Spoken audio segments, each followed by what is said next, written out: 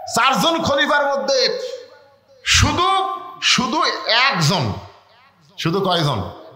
একজন স্বাভাবিকভাবে দুনিয়া থেকে বিদায় নিয়েছে, তার নাম হলো আবু বকর। তার নাম কি? উমর ফারুককে কিন্তু নামাজ পড়া অবস্থায় পিছন দিক থেকে মারছে। উমর ফারুক এক সময় দেখলো যে তার নামাজ শেষ করার মতন শারীরিক শক্তি নাই, তখন তার পিছনে যে সাহাবী ছিল তাকে টান দিয়ে দাঁড় করায় দিয়ে তিনি ওখানে কাতে পড়ে গেলেন। নামাজ শেষ করার পরে দেখলেন তার দেহ থেকে সব রক্ত ঝরে যাচ্ছে। তাকে কে মারছে ওটাও জানার পরেও তিনি নাম বলেন নাই, কারণ তিনি হত্যা হওয়ার আগেই যদি জনগণ তাকে হত্যা করে, এই কারণে উমর ফারুক তার নাম বলেন নাই। আপনার বলেন তো ওসমান গনিকে কি করা হয়েছে? কথা কয় না, হত্যা করা হয়েছে। আলী হত্যা করা হয়েছে। এখন বলেন, একজন স্বাভাবিক চলে গেলেন আবু বকর, আর তিনজন খলিফাকে কারা হত্যা করলো? কে হত্যা করছে? কাফেরেরা। আজকে কোরআনের মাহফিল বন্ধ করে কারা? হিন্দুরা, খ্রিস্টানেরা না মুসলমানেরাই? এ কথা কন না খেয়ে।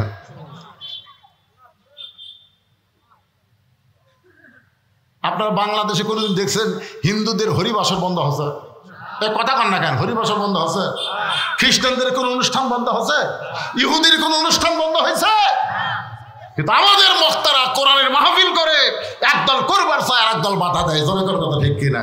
এই যে শালারা বাধা দেয়, এরাই হযরত ওমর ওসমান আলীকে হত্যা করেছে। জনগণের কথা ঠিক, এরা কিন্তু মুসলমান না। আল্লাহ কোরআনে বলেছেন, ওয়ামিনান নাসি মান ইয়াকুলু আমান্না বিল্লাহি ওয়া বিল ইয়াউমিল আখিরি ওয়া মা হুম বিমুমিনিন। আল্লাহু আকবার। আপনারা কি বিরক্ত হচ্ছেন? আমার কথা কি বুঝতে পারতেছেন? বর্তমান বিশ্বের প্রেক্ষাপটে একটু গুরুত্বপূর্ণ আলোচনা মনোযোগ দিয়ে শুনবেন। সব কথা আসবে আস্তাইনু বিস-সাবরি ওয়াস-সালাহ ইন্নাল্লাহা মা'আস-সাবিরিন। এখন যে কবরটা সবার সামনে পড়ে সেই কবরটা হলো ওসমান গনির কবর। নবীর চারজন খলিফার মধ্যে, চারজন গুরুত্বপূর্ণ সাহাবীর মধ্যে দুইটা আছে নবীর সাথে, দুইজন আছে নবীর সাথে। নবীর পাশে কয়জন? তার নাম কি? আবু বকর আর উমর। আবু বকর কথা কয় না।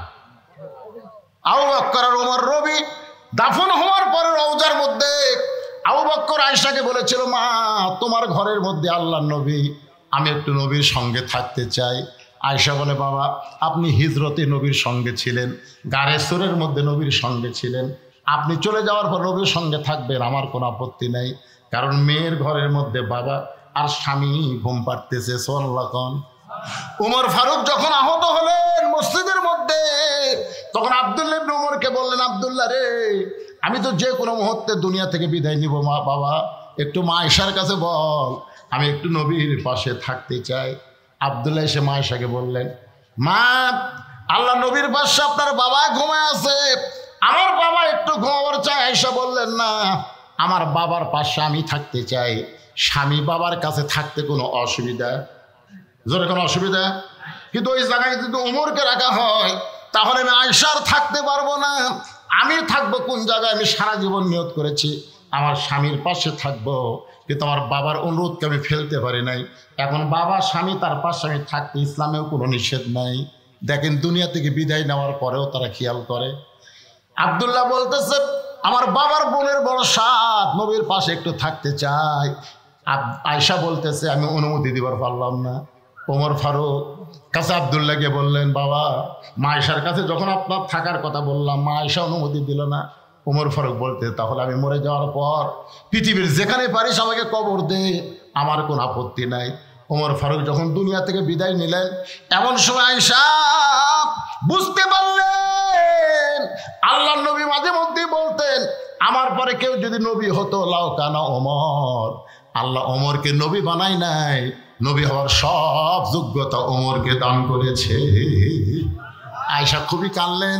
ওমর ফারুকের দেহের পাশে, লাশের পাশে গিয়ে কাঁদলেন, যে মানুষটা ইসলামের জন্য এত ত্যাগ স্বীকার করেছে, যেই মানুষটা ইসলামকে অর্ধ পৃথিবী পর্যন্ত বিস্তৃত করেছে, সেই মানুষটা আমার বাবার কাছে থাকবে, আমার স্বামীর কাছে থাকবে, আমি আপত্তি করি না, দরকার আমি থাকবো বাহিরে, আমি ওমরকে থাকতে জায়গা দিবার চাই। জোরে করো সুবহানাল্লাহ। ডান পাশে আবু বকর, বাম পাশে ওমর, মাঝখানে আল্লাহর নবী। একটু খেয়াল করবেন, আল্লাহর বান্দার একজন ওসমান গনি জান্নাতুল বাকিতে, আর একজন হযরত আলী কিন্তু মদিনায় নাই, তার কবরটা হলো ইরাকে। আমার কথা কি বুঝতে পারলেন? আগে ছিল দামেশ, বর্তমান ইরাক হয়ে গেছে। এখন ওসমান গনির কবরের পাশে আমি দাঁড়ালাম, হাজী সাহেবও দাঁড়াইছে। যারা দাঁড়াইছে তারাই বুঝতে পারে, দাঁড়ানো মাত্র তারা দেহ থরথর করে কম্পন শুরু হয়ে যায়। ওসমান গনির কবরে ছোট্ট একটা পাথরে খোদাই করে লেখা আছে ওসমান গনি। এই গনি মানে হলো ধনী। আল্লাহ কোরআন কারিমে বলেছেন আল্লাহ গানিয়ুন ওয়া আনতুমুল ফুকারা, আমি আল্লাহ হচ্ছে ধনী, বাদ বাকি সবাই ফকির। রাসূল বলেছেন ইল্লা ওসমানু গানিয়ুন, দুনিয়াতে একজন ধনী আছে, তার নাম হলো ওসমান। সমস্ত সাহাবের বলে ইয়া রাসূলুল্লাহ, ওসমান কেমনে ধনী হলো? রাসূল বলেন তাহলে শোনো। একদিন আমি নবী বসে আছি, এমন সময় একজন সাহাবী এসে আমাকে বলে ইয়া রাসূলুল্লাহ, আজকে কয়েকদিন হলে খাই নাই, যদি পারেন আল্লাহর রাস্তে আমাকে একটু সহযোগিতা করেন। সঙ্গে সঙ্গে নবী এইভাবে জুব্বা তুলে দেখালেন। সাহাবী তাকায় দেখে নবী ক্ষুধার জ্বালায় পেটে পাথর বাঁধে বসে আছে। সাহাবী যখন যাওয়ার চাই, আল্লাহ রাসূল বললেন আম্মা সাইলা ফালা তানহার, রে সাহাবী তুমি আমার কাছে সাইল করলা, তুমি কোথায় যাবা? বলে হুজুর আমি ক্ষুধার্ত হয়েছি, কিন্তু আপনার মতন এত ক্ষুধা নাই। আপনি ক্ষুধার জ্বালায় পেটে পাথর বাঁধছেন হুজুর, আমি অন্য কোথায় যাওয়ার চাই। রাসূল ডাক দিয়ে বলে সাহাবী রে, অন্য কোথাও যাওয়ার দরকার নাই, তুমি যদি কিছু পাওয়ার চাও তাহলে আমার ওসমানের কাছে যাও। সুবহানাল্লাহ কর না কেন? কার কাছে যাও? নবীর কথা মতো গরিব সাহাবী ওসমান গনির কাছে গেলেন সন্ধ্যার সময় গিয়া দেখে ওসমান গনির ঘরে আলো জ্বলছে। সে আলোটা একটু বেশি হয়েছে বিধায় ওসমান গনি সলতা টাইনা আলো কমায়। গরিব মনে মনে কয় আমার বাড়িতে আলো জ্বলে এর চাইতে বেশি, আমি কোনদিন সলতা টাইনা আলো কমাই না, এত কৃপণ সে আমারে কি দান করবে? নবীর কাছে গিয়ে বলে রাসূলুল্লাহ আপনি দিবার পারেন না তো কি আছে, আমার কৃপণের কাছে আমারে কেন পাঠালেন? আল্লাহ রাসূল বলে তুমি কি তোমার অভাবের কথা কইছো? বলে বলার চান্স পাই নাই। নবী বলেন আবার যাও। পরদিন সকালবেলায় আবার ওসমান গনি দরবারে গিয়ে দেখে ওসমান গনি সারা ঘুম পড়ার কারণে মাথার নিচে যে বালুস ছিল, ওই বালুস ফাটা তুলা ঘরের মাথায় পড়ে গেছে। বাজান ওসমান গনি ওই তুলা খোটায় বালিশের খোলের মধ্যে ঢুকায়। গরিব মনে মনে কয় এর চাইতে বেশি তুলা যদি আমার ঘরে পড়তো, আমি সামটা দিয়ে ঝাড় দিয়ে তুলা ঝাড়াইতাম। কিন্তু এই বেটা এমন কৃপণ, সামান্য তুলা বালিশের খোলের মধ্যে ঢুকাই। নবীর কাছে গিয়ে বলে রাসূলুল্লাহ আপনি দিবার পারবেন না, ঠিক আছে, এমন কৃপণের কাছে আমার কেন পাঠাইছেন? রাসূল বলে তুমি কি তোর অভাবের কথা কইছো? বলে এমন পরিবেশ দেখলাম বলার সাহস পাইলাম না। আল্লাহ রাসূল বলেন আবার যাও। পরদিন সকালবেলায় নবীর কথা মতো গরিব সাহেব ওসমান গনির দরবারে এসে দেখে ওসমান গনি খালি গায়ে বসে আছে। খালি গায়ে বসে থাকা দেখে গরিব একটু থমকে দাঁড়ালেন, খালি গায়ে কেন? হঠাৎ দেখতে পায় তার কোলের মধ্যে থেকে একটা জুব্বা টেনে বের করে কয়েক জায়গায় জুব্বা ছিঁড়ে গেছে। ওই জুব্বাটা সেলাই করবে, কিন্তু শুয়ের মধ্যে সুতা ঢোকাবার পারতেছে না।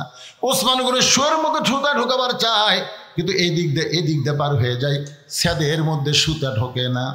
ওসমান গনি এই কষ্ট দেখে গরিব বলতে ওসমান ভাই আপনার শুয়ের মধ্যে একটু সুতা ঢুকাই দিলে কেমন হয়? ওসমান সালাম দে বলে ভাইজান তাহলে তোমার বড় উপকার হয়।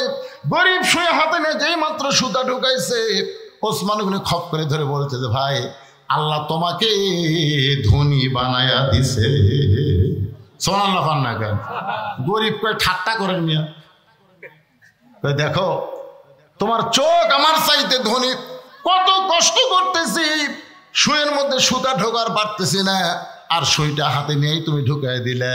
আল্লাহ চোখের দিক দিয়ে তো আমার চাইতে তোমাকে ধনী করেছে। সুবহানাল্লাহ না কেন? আমরা কিন্তু কেউ গরিব না, আমি টাকার দিক দিয়ে আমার বেশি, কিন্তু খাওয়ার দিক দিয়ে আমি দুর্বল। আমার সামনে যখন গরু দেয়, দই দেয়, মিষ্টি দেয়, আমি কিন্তু বলি ভাই চলবে না। আর আমার ড্রাইভার যখন হাড্ডির তামও মারে, ও কড়মড় শব্দ ওঠে। আমি বললাম রে আমার টাকা আছে, খাওয়া নাই, আর তোর টাকা না থাকলে খাওয়া আছে। ধরে কোন কথা ঠিক কিনা? একজনের বাড়ি আছে দেখবেন, একজনের 3 তলা বাড়ি আছে, ঘুম নাই, আর একজনের বাড়ি নেই কিন্তু ঘুম আছে। আছে না নাই ধর এখন দেখবেন এই ভুটভুটির মধ্যে ঘুম পাড়তেছে, লাখ টাকা টাকা ভুটভুটির উপর ঘুম পাড়তেছে। আর ওই তিনতলা বাড়িতে এসি দেওয়ার ঘুম হয় না, ঘুমের ট্যাবলেট খাই তারপরে ঘুম ধরে না। ধর এখন কথা ঠিক। তাহলে কে ধনী কে গরিব? ওসমান গনি বলে ভাইজান এই যে শুয়ের মধ্যে সুতা ঢুকাই দিলাম, এর বিনিময়ে তুমি কি চাও? গরিব বলতেছে কিছুই চাই না, খেলে হাতটা ছাড়া দেন, আমি যাবার চাই। বলে এত উপকার করলে তুমি যাবার চাইলে যাবার দেব না, বিনিময়ে কি চাও? গরিব বলে ভাইজান কিছুই চাই না, হাতটা ছাড়া দেন। কারণ যে কৃপণের কৃপণ একে দিবে। কিছুই যখন চায় না তখন ওসমান বললেন ম্যানেজার। ম্যানেজার দৌড়ে এসে বলে হুজুর আমারে ডাকলেন। বলে তোমরা কি করো? এই ভাইটা আমার শুয়ের মধ্যে সুতা ঢুকাই দিয়েছে, এর বিনিময়ে একে 100টা উট দিয়ে দাও। যেই বলছে 100 উট দিয়ে দাও, গরিব বলে হুজুর আপনি পাগল নাকি? সামান্য শুয়ের মধ্যে সুতা ঢুকাইলাম, এর বিনিময়ে আপনি 100 উট দিবেন? ওসমান করে বলে ম্যানেজার আমার ভাইকে 200 উট দিয়ে দাও। গরিব বলে হুজুর আপনি কি বলেন? সামান্য শুয়ের মধ্যে সুতা ঢুকাইলাম, এর বিনিময়ে 200 উট দিবেন? ওসমান বলে ম্যানেজার ওই ফার্মের মধ্যে কত উট আছে? বলে 2000-এর বেশি। বলে সব উট আমার ভাইকে দিয়ে দাও। গরিব জোর হাত করে বলে হুজুর আর বাড়াবেন না, আর বাড়াবেন না। সামান্য শুয়ের মধ্যে সুতা ঢুকাইনি যদি 2000 উট দেন, তাহলে পরপর আমি 3বার কি দেখলাম? বলে কি দেখছো তুমি? বলে প্রথম দেখলাম আলো বেশি হয়েছে বলে আলো কমাইলেন, তারপরে দেখলাম বালুস পাড়ে তুলা পড়ে গেছে, সেই তুলা খোলের মধ্যে ঢুকালেন, তারপরে দেখলাম পাঞ্জাবি নিজেই সেলাই করবেন, এত সম্পদ আল্লাহ দিছে, তারপরও একটা সেলাই করা পাঞ্জাবি পরবেন। এত সম্পদ আল্লাহ আপনাকে দিছে, তারপরও আলো আপনি কমান। এত সম্পদ দেওয়ার পরে সামান্য তুলা বের হতে, সেই তুলা বালুসের খোলের মধ্যে ঢুকান। ওসমান কান্দার বলে ভাইজান তুমি 3বার যে 3টা জিনিস দেখেছো, এই 3টার নাম হলো দুনিয়া, আর তোমার যেইটা দিলাম এইটার নাম হলো আখেরা। এই দুনিয়ার আলোর দরকার উসমানের নাই, এই দুনিয়ার বালিশের দরকার উসমানের নাই, এই দুনিয়ার ভালো পাঞ্জাবির দরকার উসমানের নাই। ওসমান হলো আখেরাতের কান্দাল। লিল্লাহি তাকবীর। সেই মানুষটা যদি অর্থমন্ত্রী হয় তাহলে বলেন তো দ্রব্য মূল্যের দাম বাড়বে? কতক্ষণ দাম বাড়বি? আজকে সকালবেলা এক জিনিস কিনেন, বিকালবেলা দেখবেন আর একটা দাম। তার মানে বোঝা গেল অর্থমন্ত্রী জনগণের জন্য কোনো অর্থ খরচ করে না, অর্থ হয়তো অন্য কোনো জায়গায় পাচার হয়ে যায়। ধরে কোন কথা ঠিক না বাইরে, যেখানে হক কথা একটু বলার দরকার। আমাদের বাংলাদেশে তো অর্থ নাই, ধরে কোন অর্থ নাই। একজন নেতা কিন্তু বলেছিল যে এক সময় বাংলাদেশ দুর্ভিক্ষ হবে। দুর্ভিক্ষ বাংলাদেশে হবে না, যেই দেশের ওপর দিয়ে পাখি উড়ে গেলে পায়খানা করলে 7 দিন পর একটা করে গাছ হয়, যে দেশে এখানে ধান পুঁতে তুয়ালি ধান হয়। ধরে কোন কথা ঠিক কিনা? সেই দেশে দুর্ভিক্ষ হবে? আমাদের দেশে দুর্ভিক্ষ হবে না। আমাদের দেশে অভাব হতে পারে, দ্রব্যমূল্যের দাম বাড়তে পারে, হয় প্রতিবেশী ভারত না হয় পাচার। ধরে কোন কথা ঠিক কিনা? হয় ভারত নয় পাচার। আমাদের ছেলেরা একটা কাশের ওষুধ, যার দাম হলো 13 টাকা, সে ফেন্সিল কিনা খায় 500 টাকা।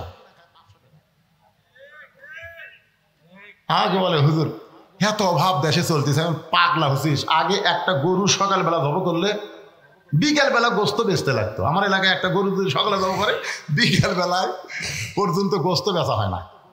ডাক দেখায় হুজুর গোস্ত আর বহু বাচ্চা নেবেন? হ্যাঁ ফ্রিজ নাই তো। না ফ্রিজ আসলো না। আর এখন গরু জবক করেই বুঝলেন 1 ঘন্টা পরে যা দেখবেন নাই। তাহলে মানুষ তো অভাবত নাই রে ভাই। জিনিসের দাম বাড়লে কি হয়? মানুষের হাতে টাকা আছে। ধরে কোন কথা ঠিক কিনা? এখন টাকা কুট থেকে আসতেছে আল্লাহ ভালো দাম। যে কোনো লোক দেখবেন ভ্যান তোলা খায়, টাকা যখন বার করে 2-4টা 500 টাকা করে দেখায় যায়। তার মানে বোঝা গেল সুষম বন্টন যদি বাংলাদেশে চালু হতো আর জাকাত ভিত্তিক অর্থনীতি যদি চলতো, আমাদের বাংলাদেশে কোনো অভাব আমরা মুখ দিয়ে উচ্চারণ করতাম না। ধরে কোন কথা ঠিক কিনা? ওসমান গনি বলে ইয়া রাসূলুল্লাহ আমার ভাইটা 3 দিন হলে না খেয়ে আছে, এর যদি আগে জানতাম আমি নিজে না খাইয়া আমার ভাইয়ের বাড়িতে খাবার পৌঁছে দিতাম। এতক্ষণ ওয়াজ শোনার পরে কি বুঝলেন? অর্থমন্ত্রীর কথার সাথে কামের মিল আছে। আল্লাহ রাসূল বললেন সাহাবী আজকে তুমি বসা বসায় নামাজ পড়ো, আজকে তুমি বসা বসায় নামাজ পড়ো। নামাজ শেষ হলে তুমি ওসমানের কাছে যাবে। ভাই এই কথার একটু গুরুত্ব দিয়ে শোনেন, নামাজ শেষ হলে তুমি ওসমানের কাছে যাবে, ওসমান এমন দেওয়া দিবে তোমার আর না খেয়ে থাকা লাগবে না। 3 দিন হলে না খাওয়ার কারণে দুর্বল হয়ে গেছে, উঠতে পারতেছে না, কোনো মতে ওসমানের কাছে যাবে, ওসমান এমন দেওয়া দিবে তোমার আর না খেয়ে থাকা লাগবে না। আপনারা বলেন তো রাসূল কি অন্যায় কিছু কইছে? ওই সাহাবী ফুপায়ে ফুপায়ে কাঁদতেছে। আল্লাহ নবী বললেন নামাজ শেষ করে ওসমানের কাছে যাবা। এই কথা শুনে শুনে তুমি জোরে কান্দো কেন? সাহেব বলে রাসূলুল্লাহ এখন পর্যন্ত আমার ঈমান বলতেছে ইয়্যাকা না'বুদু ওয়া ইয়্যাকা নাস্তাইন, আমি আল্লাহর ইবাদত করে আল্লাহর কাছে সাহায্য চাই। ওগো আল্লাহর নবী, আমি না খেয়ে থাকাকে ধৈর্য মনে করে আল্লাহর কাছে পাবো, এই বিশ্বাস যখন আমার কলিজার মধ্যে আছে, যতদিন বিশ্বাস থাকবে কলিজায় আমি না খেয়ে খেয়ে মারা যাব, কিন্তু আমার আল্লাহকে বাদ দিয়ে আমি ওসমানের কাছে যাব না।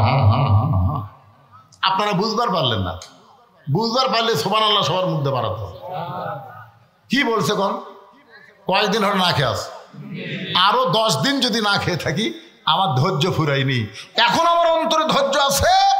চাইতেই যদি হয়, পাইতেই যদি হয়, ইয়্যাকা না'বুদু ওয়া ইয়্যাকা নাস্তাইন, আমি যার ইবাদত করি তার কাছেই চাই, সে আল্লাহ দিবার পারে, এই বিশ্বাস যতক্ষণ আমার থাকবে ততক্ষণ আল্লাহ বাদ দিয়ে আমি ওসমানের কাছে যাব না। সঙ্গে সঙ্গে নবী বললেন আজকে আসরের নামাজ দেরিতে হবে। কি হবে? এই বলে আল্লাহর নবী ওই দুর্বল সাহাবীর দিকে যখন পা বাড়ালেন, মেহরাব থেকে দুর্বল সাহাবীর দিকে নবী যখন পা বাড়ালেন, এমন সময় হযরত ওমর আল্লাহর নবীর সামনে বসে বললেন ইয়া রাসূলুল্লাহ, আপনার জুতার পরশে আল্লাহর আরো ধন্য হয়। হুজুর আপনার জুতার পরশে আল্লাহর আরো ধন্য হয়, আপনি দুর্বল সাহাবীর কাছে যাবেন কেন? আপনি হুকুম দেন, পরে চ্যাং দোলা করে আপনার কাছে নিয়ে আসতেছি। সাল্লাল্লাহু আলাইহি ওয়াসাল্লাম। মানে নবী যাবে কেন? নবী কেন যাবে? আপনি কেন হুকুম দেন হুজুর, আমরা কি কারণে আছি? অর্থাৎ ধর্ম উঠবেন না পরে হাঁটবেন না পরে কলট করে নিয়ে আপনার সামনে দিব, আপনি যাবেন কেন? আল্লাহ রাসূল বলেন ওর শুধু দুর্বল সাহাবী দেখতেছো, ওর ঈমান কি এইটা তুমি দেখো না।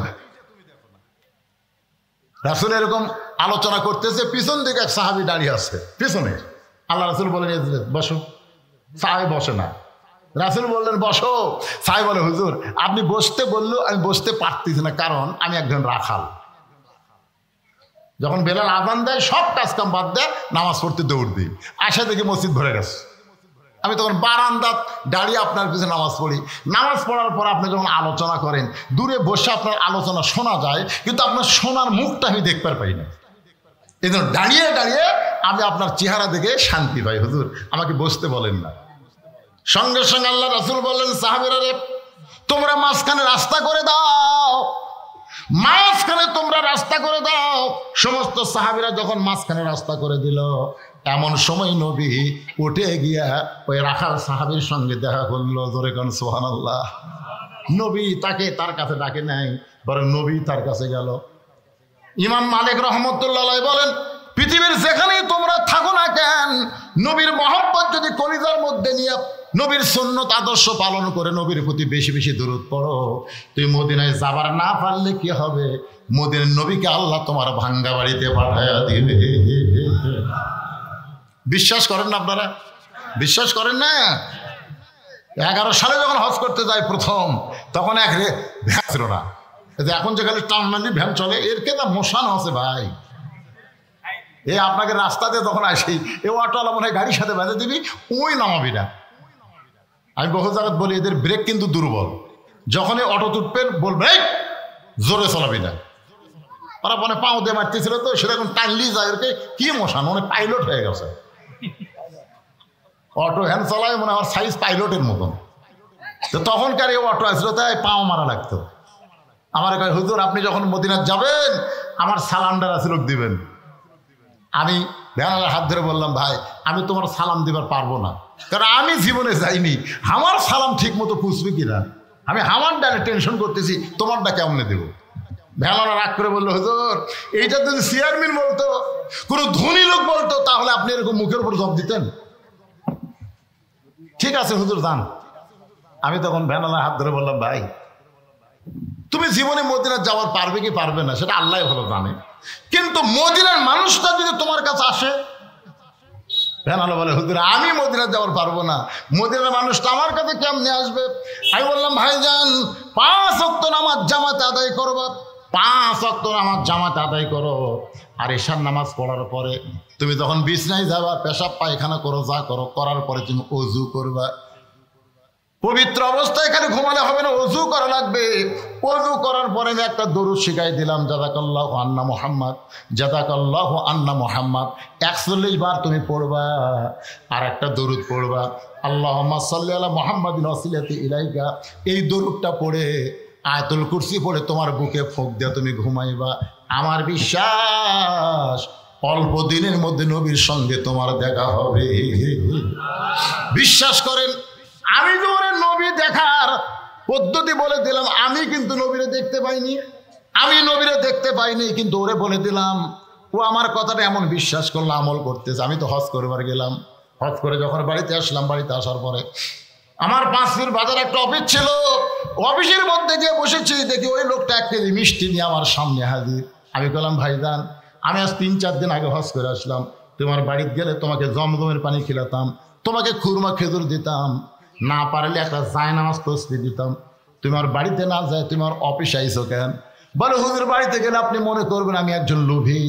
গরিব মানুষ অভাবী হতে পারে, কিন্তু তাদের আত্মবোধ আছে, জোরে কোন ঠিক কিনা? এই জন্যে আমি আপনার বাড়িতে যাইনি, বাড়িতে গেলেই মনে করবেন কিছু পাওয়ার জন্য আইসে। আমি বললাম, ভাইদের 1 কেজি মিষ্টি কেন? বলে, মিষ্টি আনার কারণ হলো হুজুর আপনি একটু ওঠেন। আমি যেই মাত্র উঠলাম, আমাকে বুকের মধ্যে নিয়ে বলে, হুজুর গো, এ পর্যন্ত আপনি হজে যাওয়ার পর এ পর্যন্ত 3 বার আমি নবীর সঙ্গে দেখা হয়েছে। আমি লোকটাকে বুকের মধ্যে নিয়ে বললাম, ভাই রে, আমার টাকা থাকার কারণে আমি মদিনায় গেছি, নবীর রওজায় সালাম দিছি, আমার সালাম নবী উত্তর দিল কিনা আমি শুনতে পাই নাই। আর নবীর মহব্বতের আমল করার, দরুদের আমল করার কারণে নবীর সঙ্গে 3 বার তোমার দেখা হয়েছে। নবী যদি রাখালের কাছে যাইতে পারে, ইমাম মালিক বলেন নবীর সুন্নত আদর্শ আমল করো, নবীর দাড়িটা তোমার চেহারার মধ্যে রেখে দাও। যুবকেরা শোনো, নবীর সুন্নতের মধ্যে যত সুন্নত আছে, সবচেয়ে দামি সুন্নত হলো দাড়ি রাখা। জোরে কোন কি রাখা? কথা কন না গা। একজন মেয়ে আমাকে বলছে, হুজুর আমার স্বামী তো খুবই সুন্দর, আমি যখন বাইরে যাই রাস্তার মেয়েরা খালি আমার স্বামীর দিকে টক লাগে তাকা থাকে। হুজুর আমার স্বামীর দিকে অন্য মেয়েরা দেখবে, আমার ভালো লাগে না।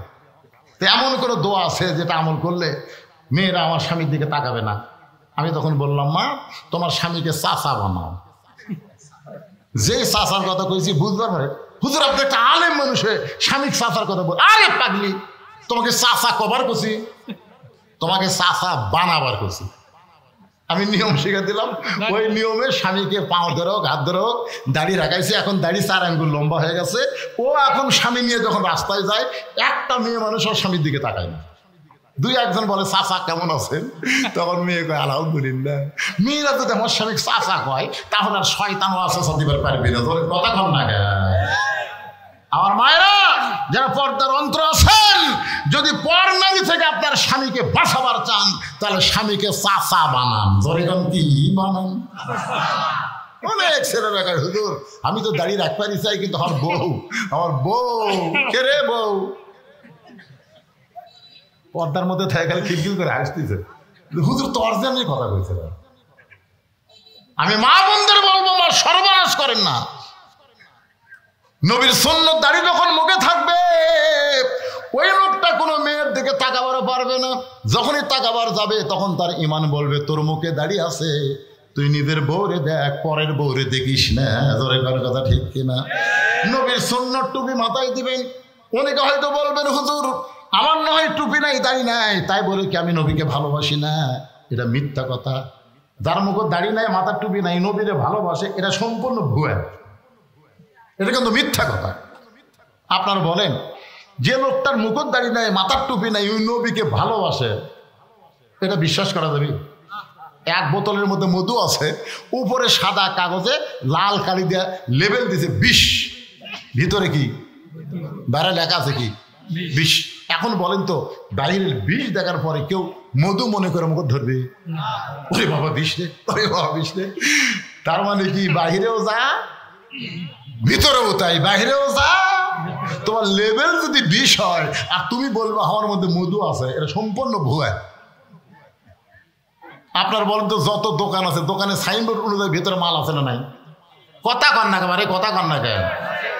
সাইনবোর্ড দেখে তো আমরা এটা ওষুধের দোকান, এটা তেলের দোকান, এটা কসমেটিকের দোকান।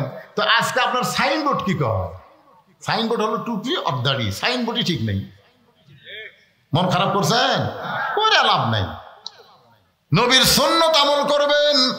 একটু মনোযোগ দাও, ওয়াজের শেষের দিকে চলে গেছে ভাইজান, একটু মনোযোগ দিয়ে শুনবেন। আস্তাইনু বিসসবরি ওয়াসসালাহ ইন্নাল্লাহা মা'আস সাবিরিন। আল্লাহর কাছে যদি আমরা পাওয়ার চাই তাহলে কয়টা জিনিস লাগবে? এই দুইটা ধরে কোন কয়টা? একটা হলো ধৈর্য আর একটা হলো নামাজ। আজকে আপনাদের অনেকের ধৈর্য, আমি দেখলাম যখন উঠছি তখন 11:15, এখন বাজতে 12:30।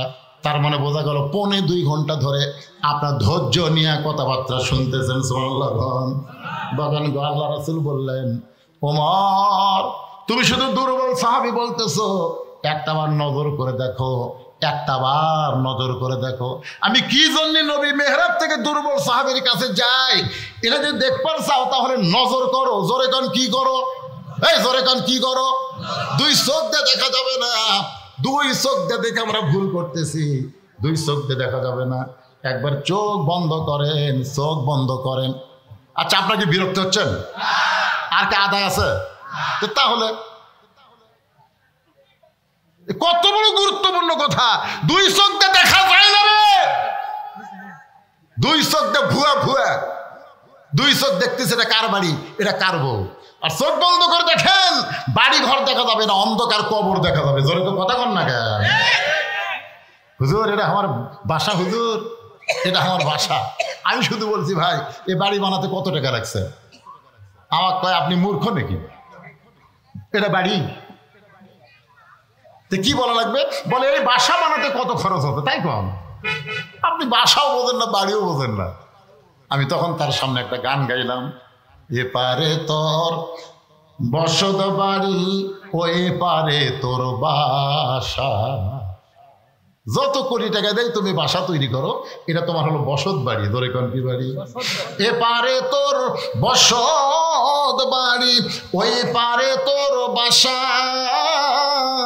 ভব দরিয়ায় পাড়ি দিতে কেমনি করলি আশা। এপারে তোর বসত বাড়ি, ওই পারে তোর বাসা। মুসলমানের দুনিয়ার বাড়িটা হলো বসত বাড়ি, আর জান্নাত হলো তার বাসা। জোরে কণ্ঠে আপনারা বলেন তো, যে লোকটা নওগাঁ শহরে বাসা বানাতে, বোঝানোর জন্য বলতেছি, ওই লোকটার একটা বাড়ি আবার এই এটা কি বল, রামরাইপুরে একটা বাড়ি আছে। মাঝে মধ্যে রামরাইপুর আসে, মাঝে মধ্যে আসে। তো গ্রামের লোকজন বলছে ভাই আসছেন যখন আজকে আবার দেবো না। তখন না না ভাই রে, আমার বাসার জ্বালাই ভাই, বাসার জ্বালাই ভাই। আরে মিয়া তোর বসত বাড়ি নাই? এই মিয়া বাড়ির মাঝে মধ্যে আসা যায়, থাকা যায় না। থাকবার গেলে বাসার যাওয়া লাগে। ধরো কথা কন না কেন? নওগাঁ শহরে যারা বাসা বানাচ্ছে তারা এই গ্রামের বাড়িতে এসে থাকবার চায়। তা আমাকে দুনিয়ার বাড়ি হলো বসত বাড়ি রে, আর আমাকে আসল বাড়ি হলো জান্নাত। অথচ আমরা দুনিয়াতে এসে আর যাবার চাই না, মনে করতেছে আইসি আর যাবো না রে। শালা খুবই বোকা। আব্দুল আলিম যে গানটা গাইছে, গানটার অর্থ আছে না নাই? তাহলে সবাই একটু গুনগুন করা গাও বাজান। এই যুবকের, এই এখনকার তো ভাইরাল গান বাড়াছে, একটা মানুষ হইয়া তুমি কয়জনকে বিলাও মন। হেরে যুবকেরা শোনি, মুখে তোমার ভালোবাসা অন্তরটা কয়লার মতন। এরকম ভাইরাল গান না, এই গানটা হলো সারঞ্জীব গান। সব সময় গানটা চলবে। যদি বুঝতে পারেন তাহলে গানের সাথে সাথে আপনার চোখের মধ্যে পানি চলে আসবে। সবাই গুনগুন করে বলো, এপারে তোর বসত বাড়ি, ও এপারে তোর বাসা। ভবদরিয়ায় পাড়ি দিতে, ভবদরিয়ায় পাড়ি দিতে কেমনে করলি আশা। এপারে তোর বসত বাড়ি, ওই পারে তোর বাসা। লাভ করিতে আইসারে ভবে, হইলারে বেদিশা। রতন কাঞ্চন বদল দিয়া কিলনি তামাশিসা। আল্লাহ বলেছেন, আল্লাহ রাসূল বলেছেন, আর দুনিয়া মাযরাতুল আখিরা, দুনিয়া হচ্ছে আখিরাতের আবাদযোগ্য একটা জায়গা। আখিরাতের কোন আবাদ না করে তুমি দুনিয়ার বাড়ি ঘর নিয়ে ব্যস্ত থাকলে লাভ করিতে আইসারে ভবে, হইলারে বেদিশা। রতন কাঞ্চন সোনার যৌবন বদল দিয়া, সোনার যৌবন বদল দিয়া কিল্লা তামাশিসা। মরণ কালে কানবে তুমি, কিছুই যাবে না। ধরে কোন ঠিক কিনা ভাইজান? একটু মনোযোগ দেন। রাসূল বলে, ওমর দুই চোখ দিয়ে শুধু দুর্বল সাহাবী দেখতেছো, আমি নবীর যাবার চাইলে তুমি আমাকে যাইতে বাধা দাও। একবার নজর করে দেখো, নজর করে দেখো। আল্লাহ রাসূল বলেছেন, ইত্তাকু ফিরাসাতাল মুমিনিনা ফাইন্নাহু ইয়ানজুরু বিনুরিল্লাহ। মুমিনদের নজরকে, দৃষ্টিকে তোমরা ভয় করো, কারণ তোমরা তোমাদের মতন দেখে না, তারা যা দেখে আল্লাহর নূর দিয়া দেখে। সঙ্গে সঙ্গে ওমর ফারুক দুটা চক্ষু বন্ধ করে দুর্বল সাহাবীর দিকে যেই মাত্র তাকাইছে, এইরকম ওমর ফারুক কাঁপতে কাঁপতে, একটা শক্তিশালী সিংহ কাঁপতে কাঁপতে ঠাস করে মসজিদের মাজার মধ্যে পড়ে যায়।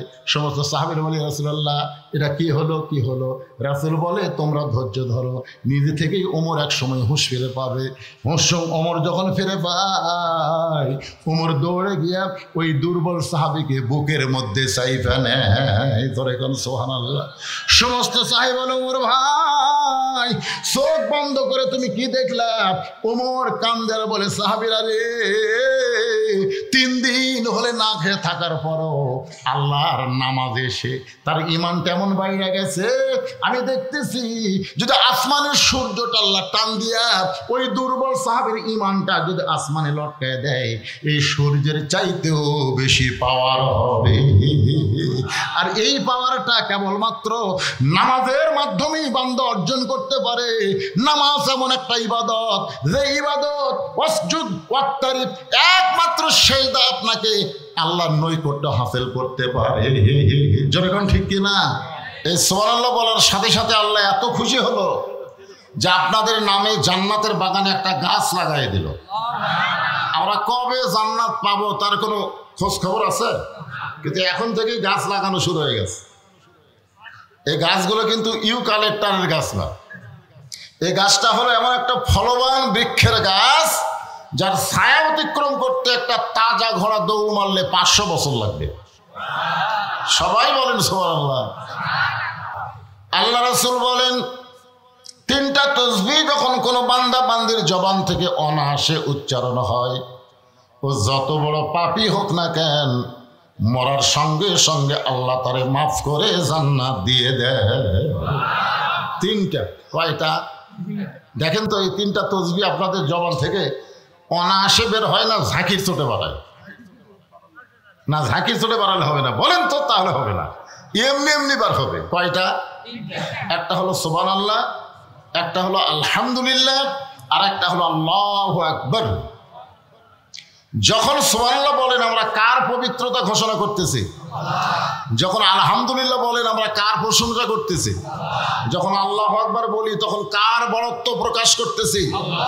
আল্লাহর প্রশংসা, আল্লাহর পবিত্রতা, আল্লাহর বড়ত্ব ঘোষণা একমাত্র ঈমানদারদের দ্বারাই সম্ভব। জোরে কোন ঠিক কিনা? হ্যাঁ।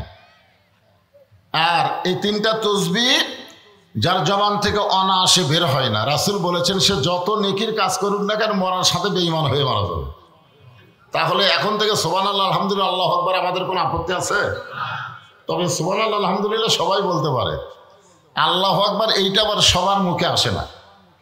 আছে বাংলাদেশে দেখবেন অনেক বড় বড় দল আছে, এই দলের মিছিলে বহু কথা হয়, কিন্তু আল্লাহু আকবার ভুলেও বের হয় না, ঠিক কিনা বলেন? তো আমরা আল্লাহু আকবার বললে কি লাভ? আল্লাহ বলেছেন আমি এত খুশি হই, আমি যেমন খুশি হই তার চাইতে বেশি বেজার হয় আবার শয়তান। আল্লাহু আকবারে কে খুশি?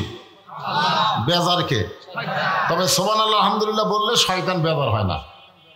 শয়তান মন খারাপ করে কিন্তু খুব একটা বেজার হয় না। আর আল্লাহু আকবার যখন বলবেন, যত জোরে বলবেন শয়তান তত জোরে দৌড় দেয়। রাসূল বলেছে জোরটা যদি বেশি হয়ে যায় তাহলে শয়তানের পাছা দিয়ে বাতাস বাড়ায়। জোরে কোন কি বাড়ায়? পিছন দিক দিয়ে বাতাস বাড়ার লক্ষণ ভালো। তাহলে আমরা শয়তানকে আশেপাশে রাখবো না দূরে তাড়াই দেব? লিল্লাহি তাকবীর।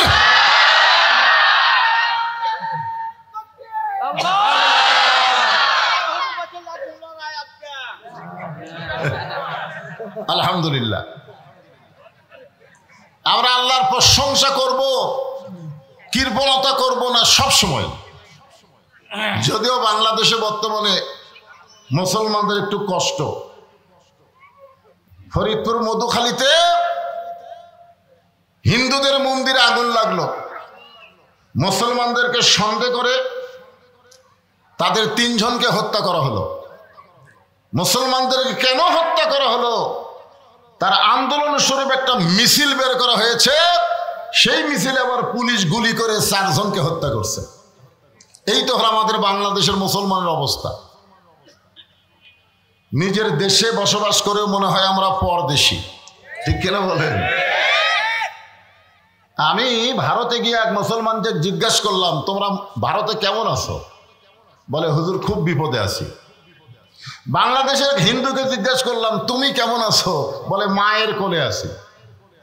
আমাদের বাংলাদেশে হিন্দুরা থাকে মায়ের কোলে, আর ভারতে মুসলমান বিপদে থাকে।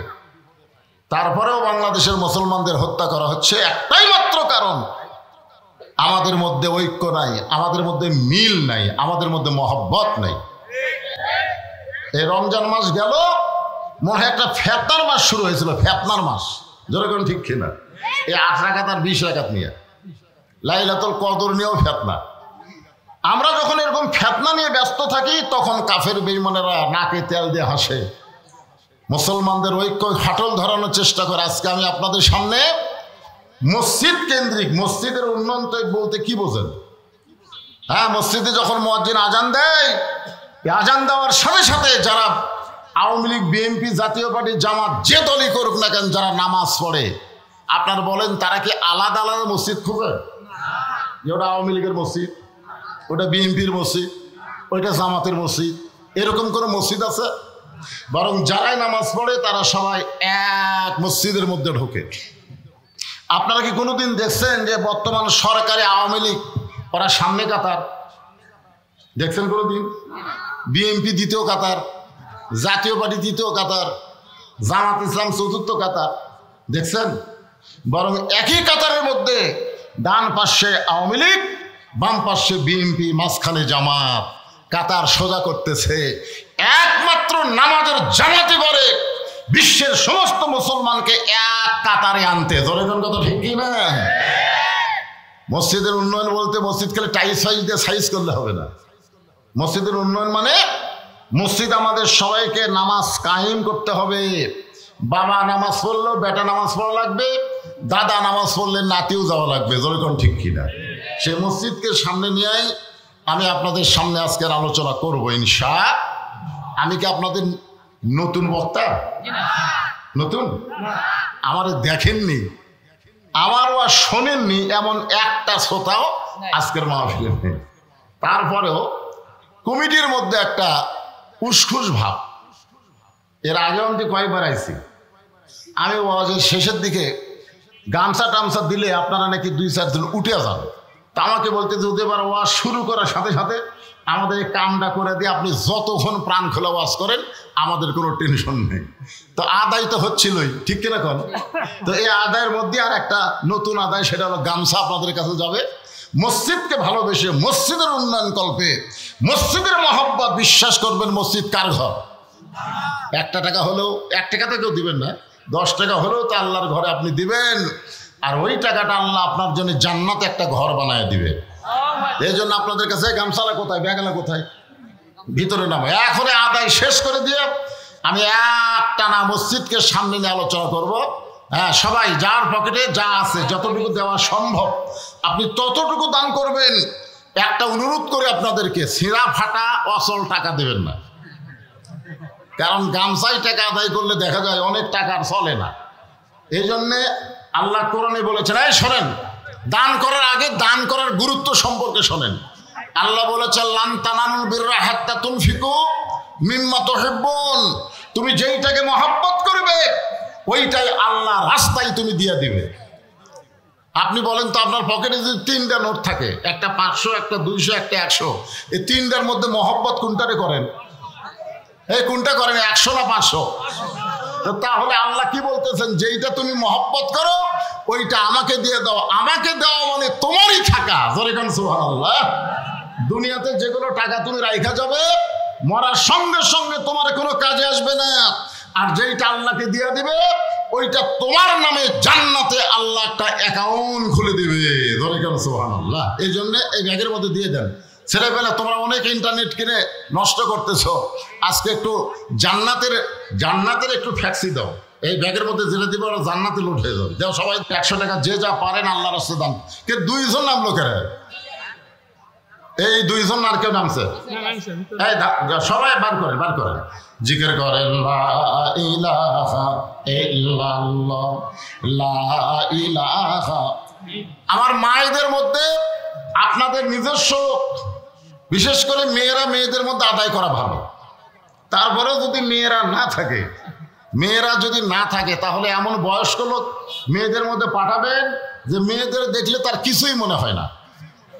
আবার এমন ছোট বাচ্চাকে পাঠাবেন যে মেয়েদের দেখে কিছুই মনে করে না। এরকম হয় ছোট, না হয় বুড়া।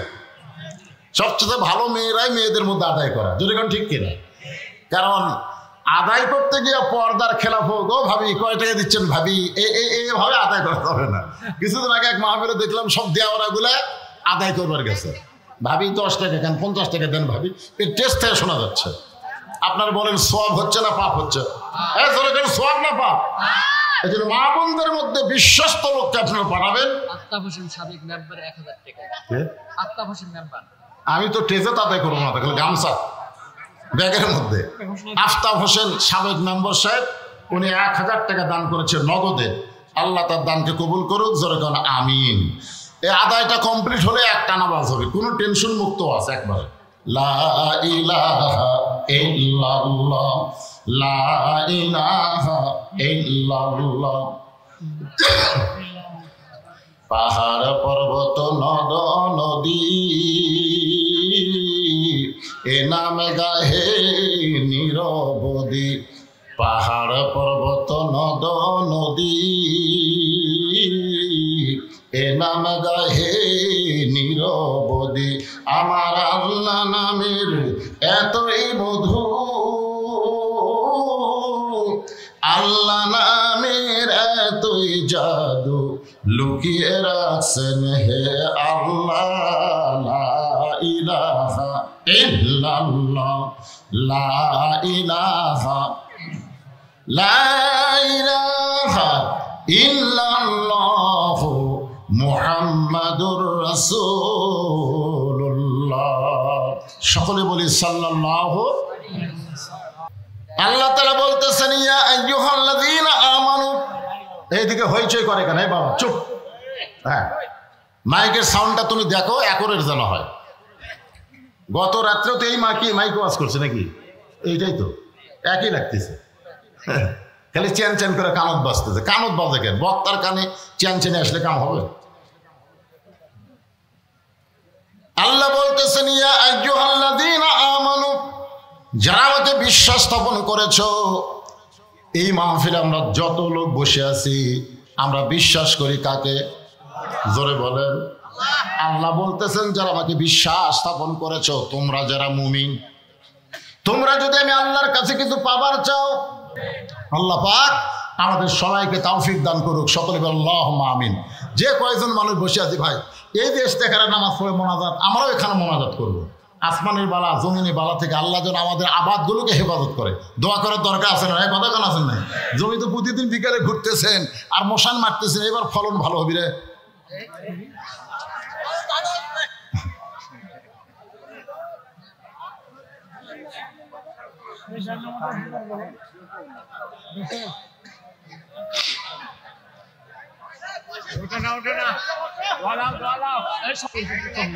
না বলছে আদায় করা লাগবে না, ওইটা গামছা আদায় করে দেবে।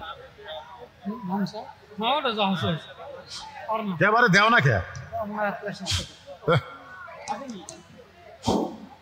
লা ইলাহা ইল্লাল্লাহ। বাসার দিকে যাচ্ছেন না বাড়ির দিকে? এতক্ষণ ধরে কি বুঝলো?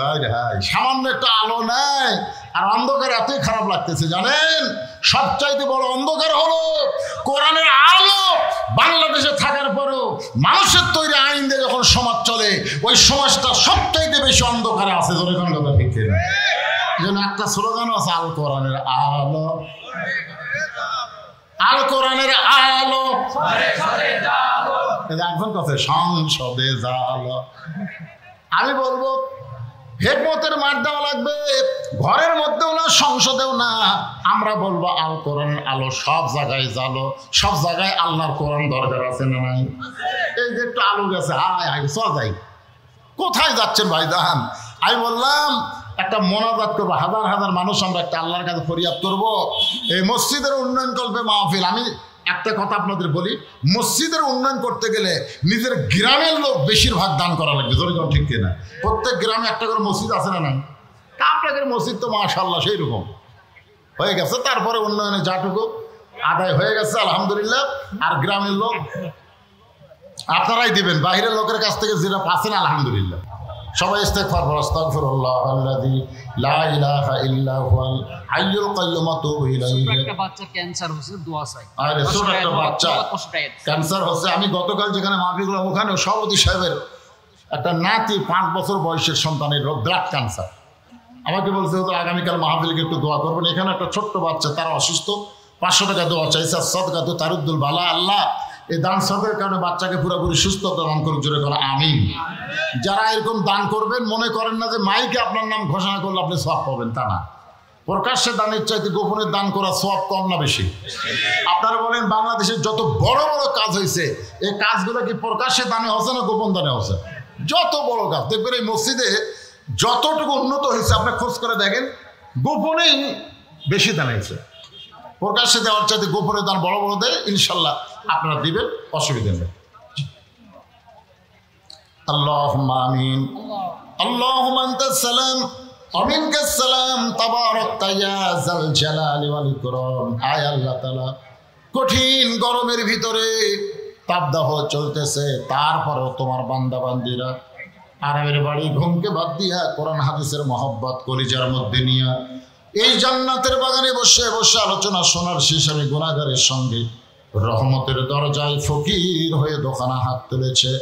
মেহেরবানি করে আজকের মাহফিল আমাদের সকলের হেদায়েতের জন্য, নাজাতের জন্য, জান্নাতের জন্য কবুল করো। এই মাহফিলের শুরু থেকে শেষ পর্যন্ত যত আলোচনা হয়েছে আল্লাহ, এর মধ্যে যদি ত্রুটি হয়, ভুল হয়, মাফ করে দিও। এর হাদিয়া মঞ্জুর করো। সোনার মদিনায় নবী পাকের রওজা মোবারকে আল্লাহ কবুল করে না। तमाम अंबियाई किराम, আসহাবে কিরাম, তাবিঈন কিরাম, তাবিঈন কিরাম, तमाम পৃথিবীর মাটির নিচে যত মুমিন মুমিনা শুয়ে আছে আল্লাহ সকলের ওয়াফরে হাদিয়া কবুল করেন। আল্লাহ আমরা যারা হাত তুলেছি, আমাদের জনম দুঃখী মা যাদের কবরে চলে গেছে, বাবা যাদের কবরে চলে গেছে, সবাই বলেন রব্বির হামহুমা কামা রব্বায়ানি সগীরা। বাপ মা যাদের কবরে গেছে আল্লাহ বাপার কবরকে জান্নাতের টুকরা বানায় দেন। রামরাইপুর মসজিদকে কিয়ামত পর্যন্ত কবুল করেন। এই মসজিদে নগদে বাগিতে প্রকাশ্যে গোপনে যারা দান করেছে আল্লাহ সকলের দানগুলোকে জান্নাতের বিনিময় হিসেবে কবুল করেন। মসজিদ কমিটির সম্মানিত সভাপতি, সহসভাপতি, সেক্রেটারি, কেশিয়ার, মসজিদের সদস্য, ইমাম, মুয়াজ্জিন, খতিব, মুসল্লি সকলকে আল্লাহ কবুল করে নেন। আজকের মাহফিলের সম্মানিত সভাপতি, সহসভাপতি, প্রধান অতিথি, বিশেষ অতিথি, প্রধান মেহমান সহ আল্লাহ আজকের মাহফিলে যারা আমরা হাত তুলে আমিন আমিন করতেছি সকলকে আল্লাহ তুমি কবুল করো। পর্দার অন্তরালের মা বোনেরা আবিদা সালিহা পদ্মানিজি কবুল করে। মা ফাতেমার চরিত্র দান করো। ছোট্ট একটা বাচ্চা অসুস্থ, আমরাও যারা অসুস্থ হাত তুলেছি আল্লাহ, আল্লাহ সবাইকে সুস্থতার নিয়ামত দান করে দাও। আল্লাহ আসমানের বেলা আসমানে নাও, জমিনের বেলা জমিনে ডাবায় দাও। আল্লাহ বদগুলো মাঠে ময়দানে রহমত বরকত দিয়ে হেফাজত করো। আল্লাহ রহমতের বৃষ্টি দান করো, রহমতের বৃষ্টি দান করো। আল্লাহ উত্তপ্ত বাংলাদেশকে তুমি ঠান্ডা করে দাও। আল্লাহ রহমতের বাড়ি ধারা বর্ষণ করে দাও। আল্লাহ কে কোন নিয়ত করে হাত তুলেছে আল্লাহ সকলের নেক নিয়ত নেক আশাকে তুমি কবুল করো। যারা দান করেছে সকলের দানগুলোকে জান্নাতের বিনিময়ে কবুল করো। আল্লাহ আমাদের সবাইকে 5 ওয়াক্ত নামাজি হওয়ার জন্য তৌফিক দাও। আল্লাহ যে যুবকেরা কষ্ট করে মেহনত করে এত সুন্দর আয়োজন করেছে রামরাইপুরের প্রত্যেকটা যুবককে 5 ওয়াক্ত নামাজ মসজিদে জামাতের সঙ্গে আদায় করার তৌফিক দিয়ে দাও আল্লাহ। সুবহানা রাব্বিকা রাব্বিল ইজ্জাতি আম্মা ইয়াসিফুন ওয়া সালামুন আলাল মুরসালিন। কয়েকজন বিদেশে আছে, দোয়া চেয়েছে, অনেক টাকাও তারা দিয়েছে আল্লাহ। প্রবাস জীবন কষ্টের জীবন আল্লাহ, সেখানে তাদেরকে ভালো রেখো, তাদের কামায় আরো বরকত দিয়ে দাও আল্লাহ। তারা যে নিয়তে দোয়া চেয়েছে আল্লাহ তাদের নেক নিয়ত নেক আশায় কবুল করো। সুবহানা রাব্বিকা রাব্বিল ইজ্জাতি আম্মা ইয়াসিফুন ওয়া সালামুন আলাল মুরসালিন। ফিলিস্তিনের মুসলমানের জন্য দোয়া আছে, আমার ভাই বললেন আল্লাহ ফিলিস্তিনের মুসলমান আমরা কি দোয়া করবো আল্লাহ, তোমার ঘরকে রক্ষার জন্যই তারা জীবন দিচ্ছে আল্লাহ। আল্লাহ তাদের জীবন দেওয়াকে শাহাদতের মর্যাদা দান করো, আহতদের সুস্থতা দান করো। তোমার বাইতুল মুকাদ্দাস আল্লাহ মুসলমানদেরকে তুমি দিয়া দাও। তোমার ঘরের শত্রু যারা, তোমার শত্রু যারা আবুল আহাবের মতন তাদের হস্তকে তাদের ক্ষমতাকে আল্লাহ তুমি ধ্বংস করে দাও আল্লাহ। সুবহানা রাব্বিকা রাব্বিল ইজ্জাতি আম্মা ইয়াসিফুন ওয়া সালামুন আলাল মুরসালিন আলহামদুলিল্লাহি রাব্বিল আলামিন। ওয়া জালা আখিরাতি কালিমাতুন ইনদাল মাউতি। সবাই জবান খুলে বলেন লা ইলাহা ইল্লাল্লাহু মুহাম্মাদুর রাসূলুল্লাহ।